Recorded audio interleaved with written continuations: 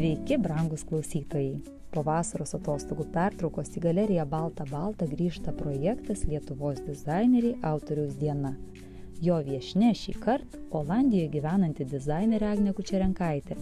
Bemaž 10-metį tyrinėja skirtingas pramonėje atsirandančias atliekas ir suteikia joms naujus, itin estetiškus pavidalus. Dizainerę kalbinsiu aš, žurnalistė Milda Paukštė. Priešais mūsų ir jūsų akis dekoratyvinių plytelių bei objektų kolekcija, sukurta derinant natūralaus akmens likučius su keramika. Tai naujausias Agnės Kučerenkaitės projektas, vykdytas kartu su įmonė Akmenstata ir jau įvertintas bei apdovanotas dizaino profesionalų. Tad rūpi sužinoti, kaip įžvelgti galimybės medžiagose, kurios kitiems atrodo bevertės. Kaip vystyti tarptautinę karjerą, suprasti savo vertę ir neperdegti nuo darbų gausos. Kviečiu labai įdomiam pokalbiui. Mano pirmos studijos buvo interjero dizaino, tai Vilniaus dailės akademijoje. Antros studijos buvo Eindhoveno dizaino akademijoje. Tiesiog jaučiau gal, kad norėtųsi daugiau tokios individualesnės kūrybos ir kažkaip tiesiog jaučiau, kad mane galbūt patraukė ta akademija, kad jinai yra labai konceptuali. Mane labai tuo metu domino jų dėmesys didelis medžiagoms apskritai. Ir ta katedra, kurioje aš studijavau Eindhovene, tai jinai vadinosi well-being, tai reiškia kaip gerovė, būtų lietuviškai išvertus. Ir jie tiesiog net neturėjo tokių pavadinimų tiesioginių, kaip mes esame įpratę, kaip interjero dizainas, grafikos dizainas. Ten viskas buvo suskirstyta daugiau pagal darbo pobūdį. Tiesiog arba kažkokias temas.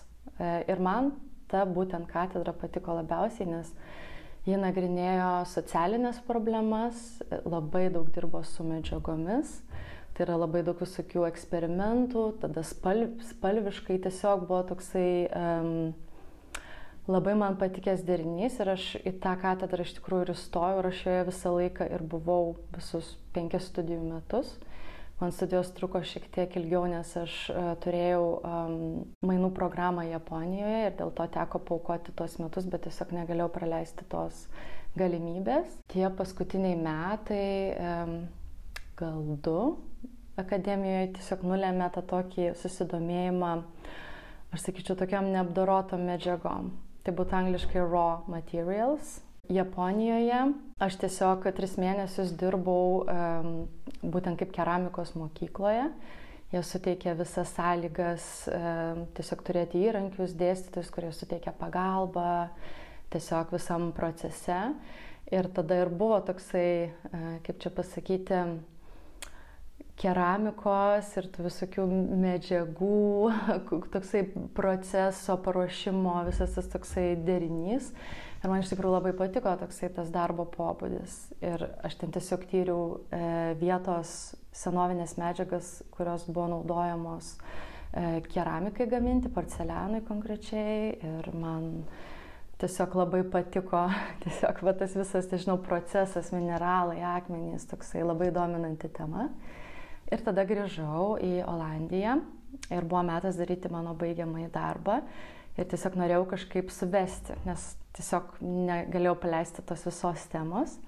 Ir tada galvojau, kaip aš galiu, būdama Europoje, su tom tiesiog medžiagom, tom neapdorotom dirbti, kokia galėtų būti ta kryptis. Ir tada tiesiog, čia aišku, ir darbo su dėstytojais metu, tiesiog mes taip kažkaip natūraliai gavosi, kad pradėjom galvoti apie atliekas. Tuo metu buvo 2016 metai ir apie atliekas iš tikrųjų dar mažai kas kalbėjo. Bet tai buvo toksai kaip šaltinis, atrodo, kur būtų galima išnaudoti. Ir tada pradėjau tiesiog domėtis, kas galėtų man tas atliekas teikti. Na ir gana įdomi kryptis buvo pasirinkta ir vandens atliekos būtent. Ar lengva buvo paaiškinti, kad ir artimiesiems, kuo užsiemi tuo metu ir ką ten galima išgauti, kur daugmaž viskas skaidru? Iš tikrųjų, tai mama jinai visą laiką nuo seniausių laikų labai palaikė ir tiesiog absoliučiai tą visą mano kryptį ir, nežinau, norą būti tokiam kūrybiniam keliui. Tėčiui buvo sunkiau paaiškinti taip, nes žmonės yra įpratę prie tų tokių tradicinių terminų, tai yra architektūra, interjeras, grafika, mada ir tiesiog buvo sunku papasakoti, ką aš darau. Bet aišku, aš manau, tam galbūt Olandijos kontekste vis tiek tai yra vieta, kur prasideda labai daug, sakykime, nežinau, judėjimų ar kažkokių problemų sprendimo, nežinau, tokie pradininkai. Olandai yra labai, sakykime, tai yra tikrai pažanga ir galimybės tiesiog nagrinėti, analizuoti tas temas ir aišku, ir finansavimas tam tinkamas, tai šalis yra labai turtinga. Ir natūraliai, kad tiek tai yra tiesiog kompleksiškai visose srityse ta tema tampa tiesiog aktuali. Ir tas proveržis ir tiesiog įvyko. Aš labai, tiesą pasakius, puikiai prisimenu tuos metus, nes aš baigiau 2016 metais ir tai buvo tikrai nauja tema, nebuvo plačiai paplitusi. O kokiais 2017 metais, praėjus porai metų, tiesiog buvo toksai didelis lūžis, kai, sakykime, per parodas, tarkim, Olandų dizaino savaitė, Milano dizaino savaitė, tiesiog įmonės pradėjo kalbėti apie 2050 metų tvarumo tikslus. Ir tiesiog, manau, nuo to labai prasidėjo ir tada, aišku, sakykime, ir kiti kūrėjai pamato pavyzdžius, pamato perspektyvas. Ir ta tema, manau, tikrai šiuo metu tai yra ypatingai plėtojama, yra labai daug žmonių, kurie ties to dirba. Kaip dizaineriai, kokią patirtį davė baigiamasis darbas, jo kūrimas ir bendradarbiavimas tais pačiais Vilniaus vandenimis? Tai baigiamojo darbo metu aš nebendradarbiavau su vandenimis, aš bendradarbiavau su Olandijos vandenų įmonėm. Vilniaus vandenys atėjo šiek tiek vėliau, o ta pati patirtis, tai manau, labai yra skirtinga tiek Lietuvos, tiek Olandijos. Tai aišku, tuo metu, kadangi tos temos buvo labai naujos, tai vėl buvo labai sunku tiesiog susirasti partnerius dėl to, kad niekas viešai nekalbėjo apie savo atliekas ir toks buvo gal netgi kaip negatyvus dalykas, niekas nesigyrė, kad turi kažkokių atliekų. O dabar, tiesą pasakius, bent jau nežinau, Olandijos kontekste ar tokiam daugiau vakariniam kontekste, tai įmonės dažnai sako, mes, sakykime, turim tokių ir tokių atliekų, galbūt ieškom, kad kas galėtų su mumis dirbti, rasti kažkokių sprendimo būdų, tai jau tampa lyg tai ir normalu pripažinti, kad taip, mūsų verslas generuoja atliekas ir reikėtų pagalbos. Kai matom nedidelį pavyzdį, pavyzdžiui, kaip ir čia balta, atrodo, tai kiek reikia tūkstančių pridaryti, kad sumažėtų vieno mėnesio atliekos. Tiesa. Aš visą laiką sakau, kad tai yra tik tai vienas kažkoks sprendimo būdas. Tai nėra atsakymas, sakykime, atliekom. Yra reikalingi įvairūs būdai ir įvairūs panaudojimai. Aš sakyčiau, gal tas kūrybinis panaudojimas jisai atveria kelią tokiai daugiau viešinimui. Ir mano pasirinkta kryptis taip pat būtų sakykime, ne galerijinis daugiau dizainas, bet daugiau idėja, kad turėtų darbai potencialą būti gaminami didesniu masteliu. Tai yra tiesiog dalis problemos sprendimo ir turi įsitraukti ir kiti verslai, kurie turi galimybę, sakykime, gamybai, panaudojimui. Dėl to, kad resursai dažnai yra net ir neatsinaujinantis, sakykime, pavyzdžiui, kaip akmuo. Geležis iš tikrųjų yra labai plačiai paplitusi, nėra tokio kaip čia pasakyti, poreikio, nežinau, galvoti iš tos pusės, kad tai kažkada dingsta geležis, jinai nedings, nes jos tiesiog yra labai daug visur, bet kas vyksta, tiesiog tai yra toliau vykdoma geležies kasyba. Ir tai yra problema dėl to, kad tai yra tiesiog aplinkai daroma labai didelė žala, tai yra net pačiam darbuotojam tiesiog darbo sąlygos, nors ir tu, sakykime, dėvi priemonės ir panašiai, bet tiesiog yra kompleksinis dalykas ir tie, sakykime, kasyklų vietos, kai jos yra išeksploatuojamos, tai jos paliekamos dažniausiai tuščios, apleistos arba tenai kuriami sąvartynai. Galima panaudoti geležies atliekas ir išvengti galbūt mažiau tos turėti, sakykime, kasybos, tai tiesiog tai būtų vienas sprendimo būdų. Sakykime, taip pat ir keramikoje, mano galbūt atsakymas yra daugiau toksai estetinis, sakykime, kaip plėtelės, kurią aš panaudojau 100%, iš tikrųjų pigmentai yra iš atliekų, bet, sakykime, keramikoje pigmentai yra pardavinėjami parduotuvėje keramikos. Tai žinoma, kad tai yra ne tik menininkai, kurie perka, bet perka įmonės, kurios gamina plytas, kurios gamina glazūras plytoms, plytelėms. O apskritai tas visas statybų verslas jis yra vienas didžiausių sektorių ir ypač, pavyzdžiui, keramikos, plytų, plytelių gamyba. Tai yra tokia sritis, kur tai nėra kažkoks trendas, ta prasme tai yra buvo, tai bus, jisai niekur nedings ir kaip tik iš tikrųjų yra labai geras, sveikas pasirinkimas tiek ir aplinkai ir sakykime, dabar su įvairiais atsinaujinančiais energijos šaltiniais galima padaryti tą visą gamybą dar tvaresnę.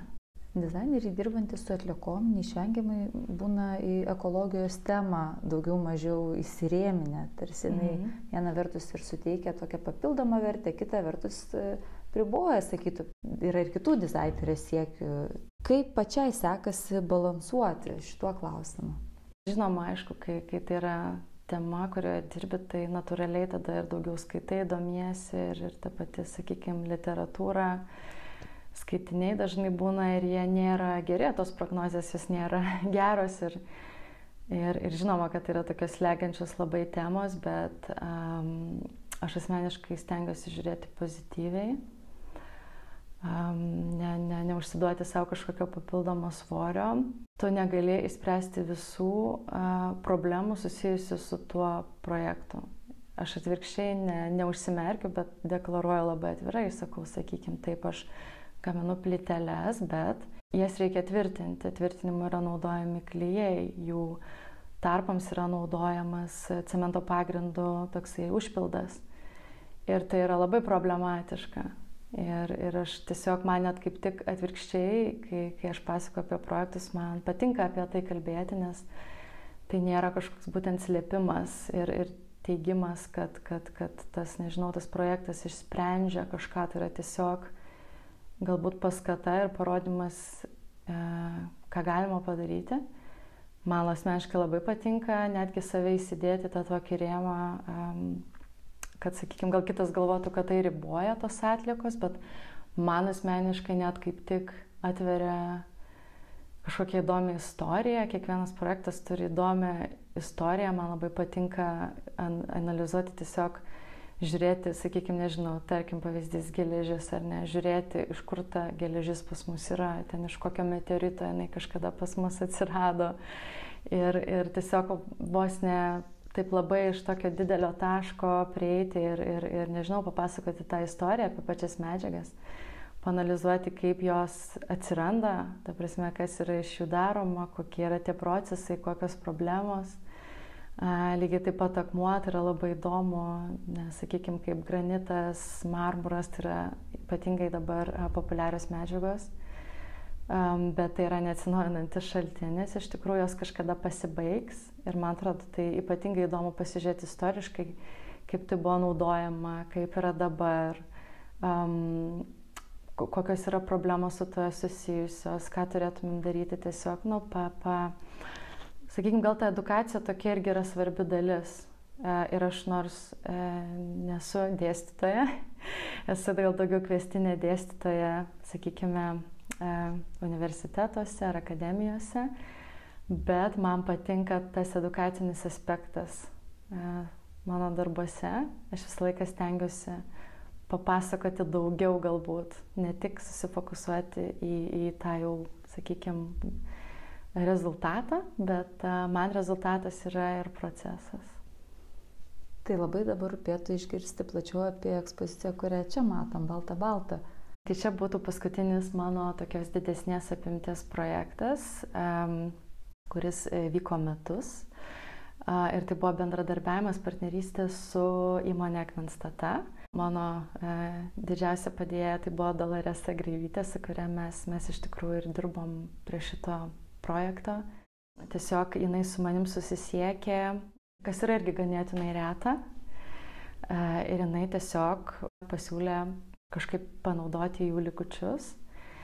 nes tiesiog jau irgi susigeneruoja, tai yra normalu, nes įmonės kryptis yra daugiau interjerai, yra tokie, kaip čia pasakyti, didesnių gabaritų akmens pritaikymas. Tiesiog lieka kažkokių gabalėlių, net kartais ir didesnių tų plokštelių ir tokių, nežinau, net nemaži tie gabaliukai iš jų. Tikrai galima kažką padaryti ir jie tiesiog ieškojo būdų, gal kažkaip įdomiai būtų galima, nežinau, dirbti su kūrėjais. Na ir mes tada gavome finansavimą projektui vystyti, tai būtų Worth Partnership Project, tai yra ES finansavimas. Skirtas būtent kuriems, kurie daugiau galbūt ir analizuoja tas tvarumo temas. Aš tiesą pasakius nenorėjau irgi, net ir projekto pradžioje apsiriboti labai, kažkokiu, nežinau, rezultatų ar kažkuo jau lyg norėjau pati pagalvoti, paanalizuoti tiesiog, ką būtų galima padaryti, tiesiog pažaisti. Ir man tas labai patinka. Tokia pirminė, nežinau, tyriamoji visa dalis, kai tiesiog eksperimentuoju įvairiom tiesiog kryptim. Tai aišku, tiesiog man buvo labai patogu dirbti su keramika ir tas akmuo, ir tada natūraliai tiesiog gausi tie sprendimai, jie derinant akmenį su keramika. Viena kryptis, kurią irgi atradau labai netikėtai, tai tiesiog tokie kaip granito inkliuzai pačiame molyje. Tai būtent šiuo atveju sukūriau tokias plyteles, kurios reiškia tos mažus inkliuzus padarant juose ir padengiant skaidrę glazūrą, jos tada pradeda kristalizuotis ir tie maži akmenukai, jie tokie pasidaro kaip gėlytė, tokia gėlytės forma atskleidžia. Ir tai man buvo tokia nematyta estetika, toks atradimas, kur tiesiog žaisdama tiesiog su glazūrom įvairiai, pamedydama tą akmenį kažkaip tai įterpti. Tiesiog natūraliai atradau ir pasirodė labai, labai įdomus rezultatas, kur tikrai nesumačius, kad kūrėjai kažką būtų panašaus padarę. Tai čia būtų daugiau toksai, sakyčiau, projektas, kur galima tikrai būtų pritaikyti didesnę mastelėje.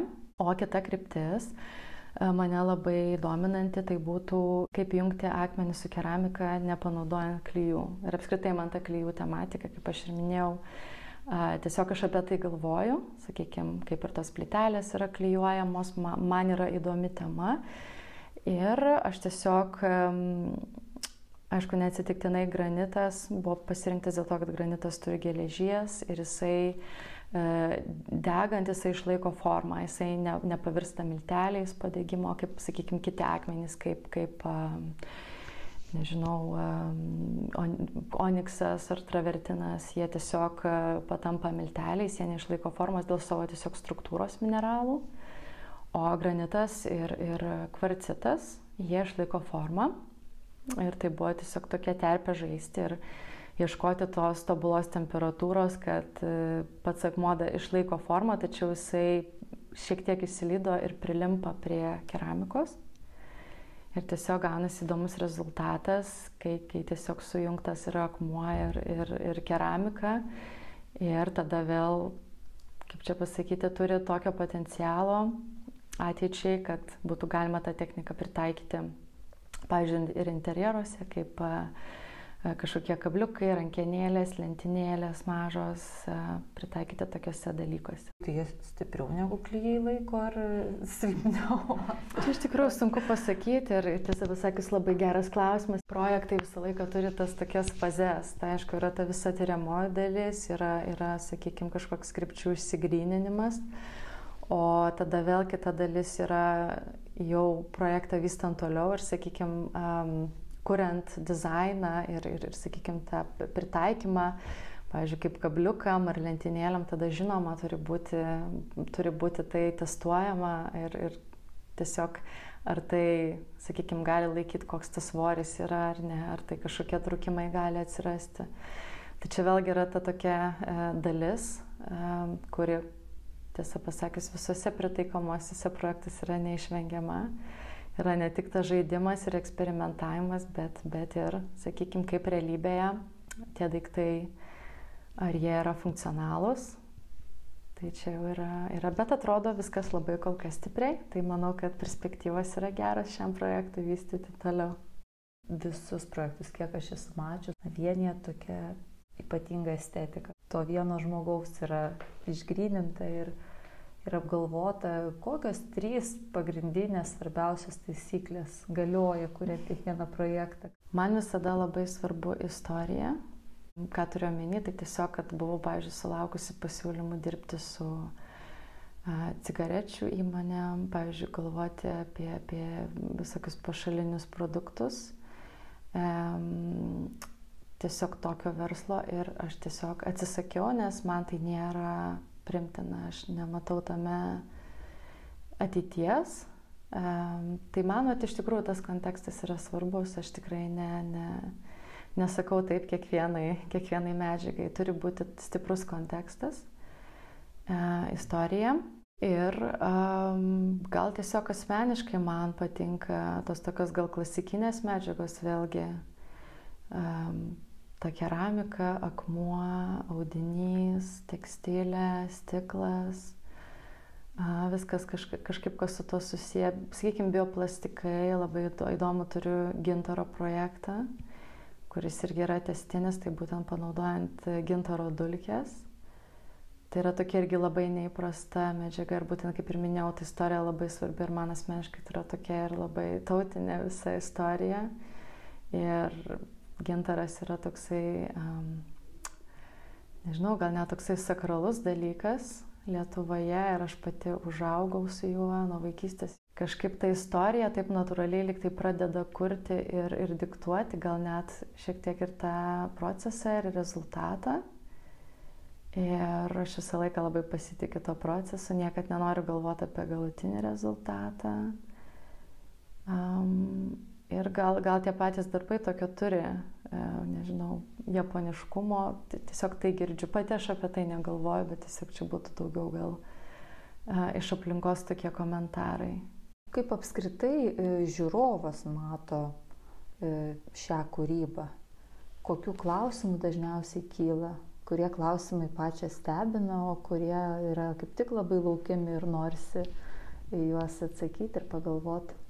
Įdomu visą laiką palikti lankytojui, ar, sakykime, žiūrovui vietos, sakykime, kas jam kyla iš, sakykime, tos tiriamosios dalies. Šitas akmens projektas susideda iš daug tokių mažų eksperimentų, bandymų, kurie atrodo tikrai skaniai. Ir aš tiesiog niekada negalvojau, kad tai galėtų būti kaip kažkoks meno objektas, pavyzdžiui, interjere. Sakykime, parodos metu žmonėms labai patinka ir jie sako, jog norėtų pasikabinti tokį darbą pas save tiesiog arba kažkur integruoti interjere. Tai, sakykime, būna kartais taip įdomu išgirsti idėjas, kaip jie tai mato. Nes tas procesas iš tikrųjų ir palieka labai daug vietos tą interpretaciją ir tai yra, man atrodo, labai įdomu, nes tai yra vėlgi toksai, kaip čia pasakyti, suteikimas erdvės tam projektui kažkaip irgi toliau vystytis, kaip žmonės jį mato. O šiaip iš tikrųjų kažkokių tokių keistų ar netikėtų klausimų nesulaukiu ir netgi dirbant su atliekom, tiesą pasakius, ypatingai retai sulaukiu klausimo, ar tai, pavyzdžiui, yra sveika, ar tai yra toksiška. Praktiškai niekad. Aš manau, nuo, sakykime, galima gal vertinti nuo baigiamojo savo darbo akademijoje, tai būtų nuo 2016 metų, gal yra buvę 2 kokie tokie klausimai. Tai manau, kad kažkaip žmonėm nekyla tokių klausimų, nors galėtų kilti. Aišku, produktai yra tikrai sveiki, viskas yra, kaip čia pasakyti, yra ištirta ir laboratorijose ir taip toliau. Tai. Klausydama pagalvojau, kad kaip vartotojai mes viską tikrai paliekam gamintojų atsakomybei. Tai atrodo, ar toks pigmentas, koksgi čia skirtumas. Kaip norėtum, kiek tas vartotojas, kad būtų išprusęs? Aš manau, kad vartotojas iš tikrųjų labai linkęs tikėti ir pasitikėti gamintojais ir kas yra siūloma. Ir tai nėra visada teisinga. Ir aš manau, tiesą pasakius, kad visos šitos temos jos tampa aktualesnėmis. Aš sakyčiau, tik tai labai neseniai prasidėjo diskusijos apie sakykime, medžiagų sveikatą apskritai. Aš pati turėjau kursą būtent šią temą, tai buvo Amerikos, jie turi tokią kaip mokyklą ir kažkaip jie, ta tokia medžiagų sveikata jiems iš tikrųjų, nežinau, toksai svarbi labai tema sritis, gal dėl to, kad Amerikoje yra labai daug, kaip čia pasakyti, tokių gal įstatymų, kurie leidžia gamintojams per daug, sakykime, kaip ir įvairūs padengimas, pavyzdžiui, baldų nedegančiam medžiagom. Ir pas mus Europoje, kiek aš žinau, nelabai tai yra taikoma, bet, pavyzdžiui, Amerikoje yra tiesiog reikalavimas, kad, sakykime, sofos, baldai turi būti padengti tą medžiagą, bet iš tikrųjų yra toksiška. Ir tiesiog tada atsiranda diskusija apie tą medžiagų sveikatą ir ar to apskritai reikia, ar tai tikrai apsaugo, ar tą reikia daryti.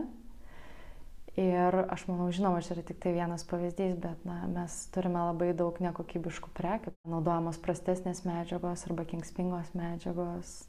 Ir tie pavyzdžiai su dabartiniais skandalais, su teflonu, tai tik tai parodo, kad žmonės buvo maitinami tą visą reklamą, kad tai yra gerai ir tie dalykai pamažu lenda.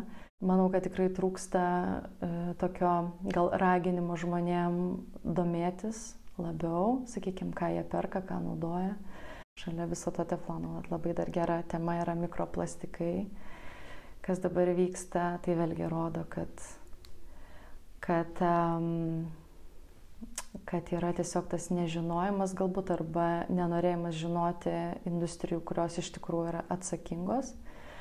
O žmonės tiesiog aklai pasitikė, nes tai yra, sakykime, kaip plastikiniai buteliukai ir jie yra taip paplitę, kad tu nesusimastai, tu galvoji, jeigu visi geriam, tai viskas yra gerai. Bet tada staiga kažkas iškelia problemą, atsiranda įvairūs tyrimai, kad tai nėra sveika. Ir tai tik tai parodo, kad nereikia viskuo aklai pasitikėti. Kad reikia galvoti, ką perki, ką naudoji, kartais gal investuoti daugiau į tam tikras medžiagas, kaip ir dažai lygiai taip pat yra vėlgi labai, tai nėra sveika medžiaga, bet yra ir mineraliniai dažai, yra įvairios alternatyvos, sakykime, jeigu kalbant apie architektūrą, interjero dizainą, namų įsirengimą. Ir tai žinoma yra tikriausiai neadekvatu kiekvieną detalę, skaityti apie kiekvieną daiktelį detalę savo namuose, bet manau, kad tiesiog vėlgi tai yra tokia, kaip čia pasakyti, visų problema, visi turime būti už tai atsakingi. Gal atliekos, skiriant joms daugiau dėmesio, tampa pamažu deficitiniam, tam tikrom prilaikomom, galvojant, kad tik kažkas čia iš to nulio nepasidarytų vertės. Jeigu panaudoja atliekas, jos jau nėra atliekos, tai yra, manau, gal tikslesnis žodis būtų šalutinis produktas. Ir žinoma, kad jeigu tai yra, sakykime, potencialas panaudoti, tai tada tam yra ir kaina. Ir galbūt ta kaina yra maža, bet tada vėlgi tai yra tiesiog normalu, manau, kad sakykime, mažo mastelio projektam įmonės mielai dalinasi. Tai yra, sakykime, ir kiti dalykai, kaip ir reklama joms, yra įvairūs tokie, sakykime, jom irgi įdomus, nežinau, aspektai.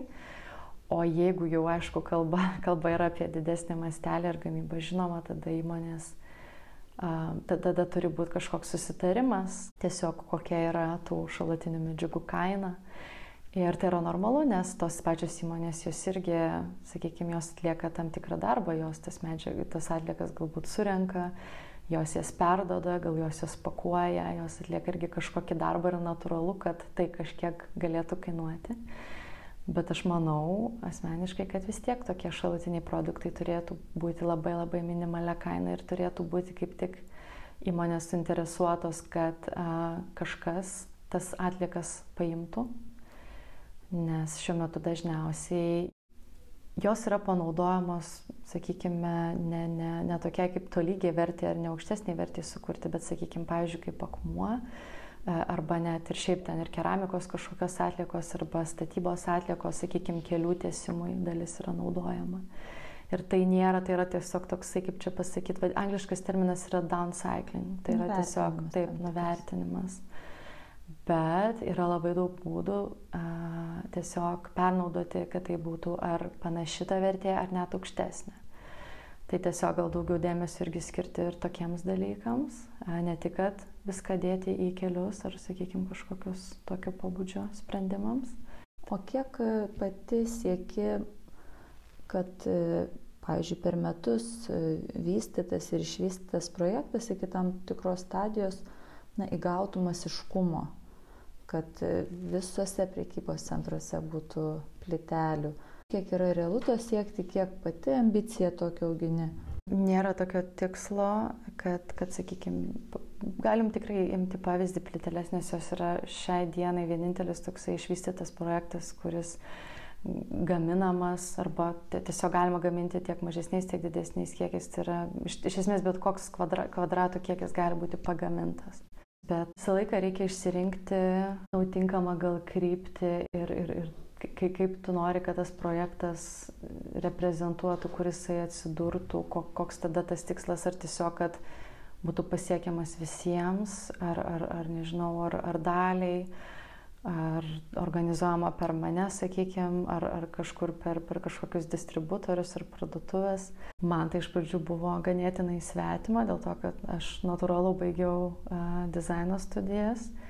Ir tie dalykai nebuvo stipri tema studijų metu, tiesiog tai nebuvo pakankamai dėmesio skiriama, sakykime, kažkokiem verslo pagrindam arba apskritai galvojimui, kas tiesiog atsitinka po studijų, koks yra tas tavo kelias, ar tu nori kažkokius produktus gaminti didesniais kiekiais ir kaip, ar mažesniais, ar tu nori tiesiog galerijom atstovauti. Man asmeniškai tiesiog tai yra natūralu, kad jeigu tu nori kažką gaminti didesniu masteliu ir tada natūralu, kad tai yra pardavimai kažkokiais didesniais kiekiais ir tada vėlgi tu turi galvoti apie tam tikrus dalykus, kaip tai veiks, kaip visas šitas verslas veiks, kur tos plytelės atsiras. Aš kol kas bendrauju pati su klientais ir aš turiu keletą distributorių. Turiu tiek ir Amerikoje,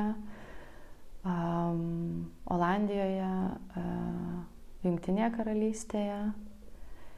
Ir, sakyčiau, tokie būtų stipresni, didesni, o taip pat yra įvairios, kaip aš vadinu, medžiagų bibliotekos, kurios yra daugiau tokios pasyvesnės, kurios turi, sakykime, savo bibliotekose pavyzdžius ir jos tiesiog gali architektai, interjero dizaineriai ir kurie pamatyti jas, integruoti, paprašyti, sakykime, pavyzdžių, bet jie yra daugiau tokie pasyvūs. Tai aš manau, aišku, yra reikalinga ta pagalba iš šalies, vienam yra labai sunku viską susikontroliuoti, nes vis tiek tada yra ir kūryba, ir noras tiesiog toliau kurti, daryti projektus ir tada dar šalia to dirbti su klientais. Tai yra labai sunku. Daugybė dizainerių galėtų pavydėti pačiai ir pripažinimo, ir tarptautiškumo. Įvairius projektus lydi ir apdovanojimai dizaino srity. Ar jie savaime nukrenta iš dangaus? Dažniausiai tai tikrai reikia pildyti įvairias paraiškas. Taip nėra, kad, sakykime, tu tiesiog sėdi, darai kurį ir kažkas ateina ir sako, va čia tau apdovanojimas. Visada reikia teikti paraiškas ir pildyti.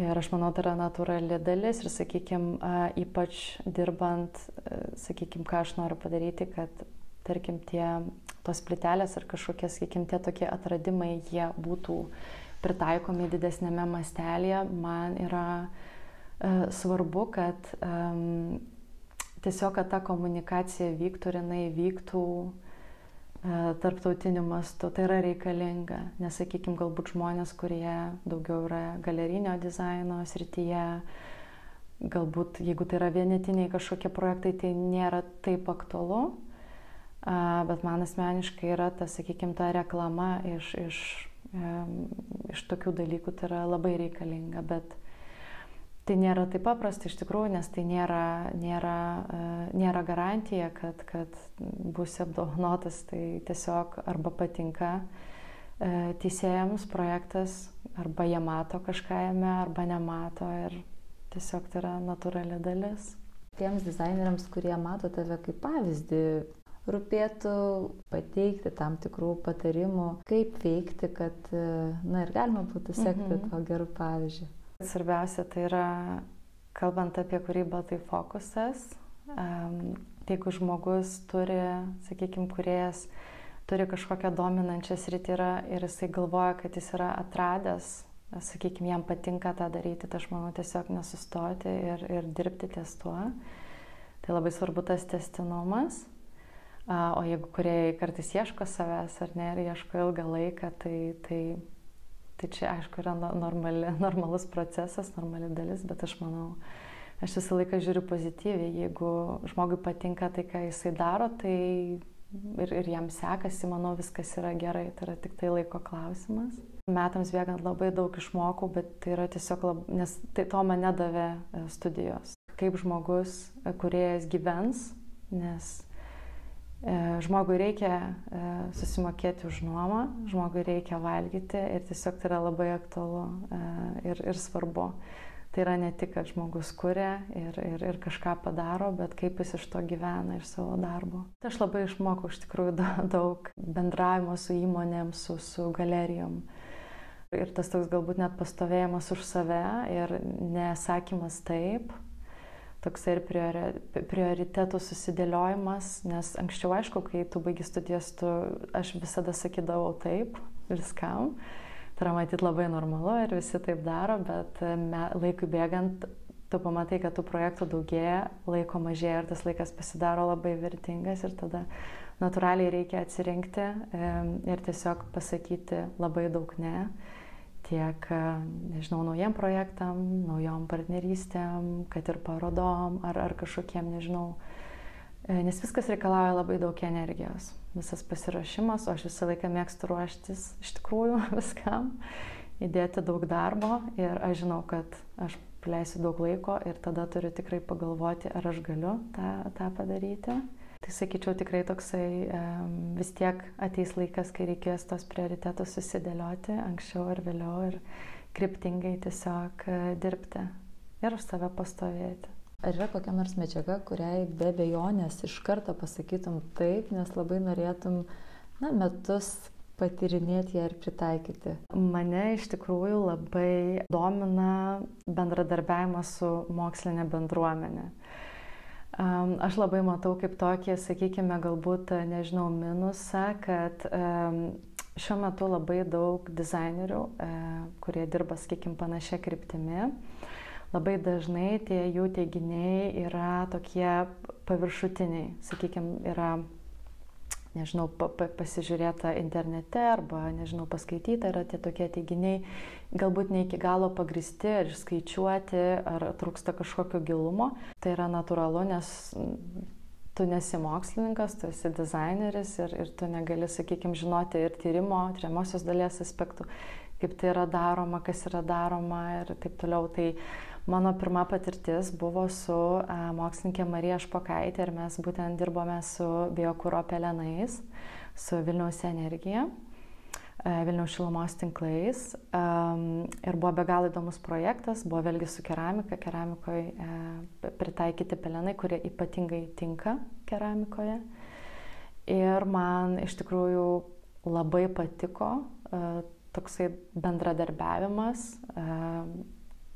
Aš tiesiog pagalvojau, kad norėčiau tęsti toliau ir kažkaip bendrauti su mokslininkais, nes jie labai duoda daug pridėtinės vertės ir svorio projektui. Kaip minėjau, mane labai domina ta klijų tema. Atvirai sakau, kad, sakykime, taip, aš darau tvarias plyteles, tačiau jos yra klijuojamos netvariai.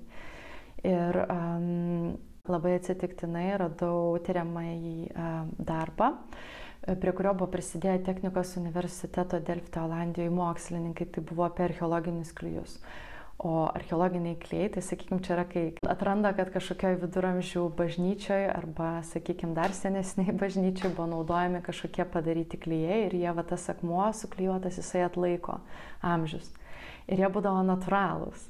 Jie paima pavyzdžius ir tada bando analizuoti, kas buvo panaudota ir atkurti tas formulės. Kai radau tą straipsnį apie archeologinius klijus, aš pagalvojau, kad tai yra fantastiška tema ir man buvo labai įdomu.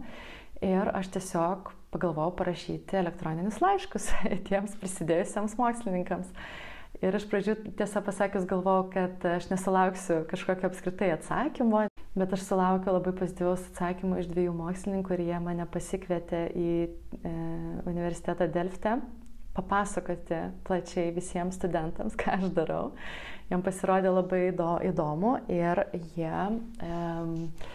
jie iš tikrųjų labai pozityviai žiūrėjo į kažkokį bendradarbiavimą ateityje, bet viskam, aišku, turi būti savas laikas. Praktiškai metai praėjo, jie pradėjo dabar, turi tokį, kaip čia pasakyti, projektą didžiulį, būtent su tais klijais. Ir tai būtų kaip architektūros katedra, bet būtent mokslininkai archeologai dirba, reiškia, toje komandoje.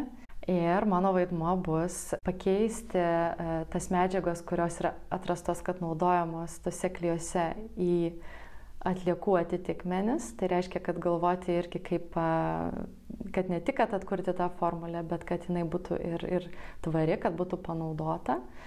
Ir tiesiog patarti dėl medžiagų, dėl viso proceso, dėl to, kad jie nelabai turi tokios patirties. Sakykime, jiem, pavyzdžiui, pavyzdys, jiems reikia, kaip čia pasakyti, tokių kaip sudaužytų plytų, tokių skeveldrėlių, nes jie tiesiog rado, kad va tose klijuose yra tie toksai, kad smėliukas padarytas, būtent iš keramikos.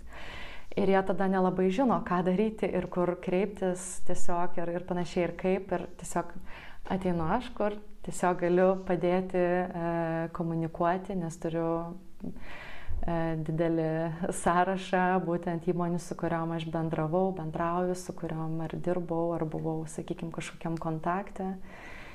Taip, tai čia būtų toksai pavyzdys ir tada ta kita dalis, kad tiesiog prisijungti prie įvairių ir kūrybinių dirbtuvių, dirbti kartu, tyrinėti su visa bendruomenė. Ir prisidėti prie to, sakykime, formuluotės kūrimo, tiesiog būti kaip patarėja ir vėliau, kai jinai bus sukurta, pritaikyti praktiškai. Tai tiesiog savo būtent, kaip ir minėjau, plytelės ir taip toliau, ar kažkokie kiti dizaino dalykai. Ir jie turi testavimo tokią kaip laboratoriją, pats universitetas, ir jie, sakykime, kas yra labai smagu, kad mes tada ne tik galime prilipinti, vat, kaip jūs uždavėt klausimą, ar stiprus tas akmuo su keramika, tai, sakykime, tenais atsiveria galimybės visus šitos dalykus išsitestuoti ir pažiūrėti, ir tie klijai yra stiprus, kokio to stiprumo reikia. Tiesiog viską išsitestuoti. Tai man tokia, sakyčiau, yra labai nauja įdomi sritis. Va čia ir būtų tiesiog matyti va tas toksai naujas projektas, kur vat medžiaga, su kuria norėčiau dirbti ir galbūt taip nėra fiziškai toksai labai apčiuopiamas dalykas klijai ar kažkoks estetiškas, bet jis yra labai reikalingas. Na, labai įdomu, tikiuosi, kad viskas pavyks. Aš irgi, man labai pačiai yra labai įdomu ir aš tikrai nekantrauju, tiesiog man visa patirtis ir tas šiltumas mokslinės bendruomenės, žinot, čia irgi dar vienas toks aspektas, kad iš tikrųjų tokia ta dizaino sritis, žmonės yra labai šilti. Aš, pavyzdžiui, niekada nejaučiu jokios konkurencijos, kaip kai kurie dizaineriai apie tai kalba.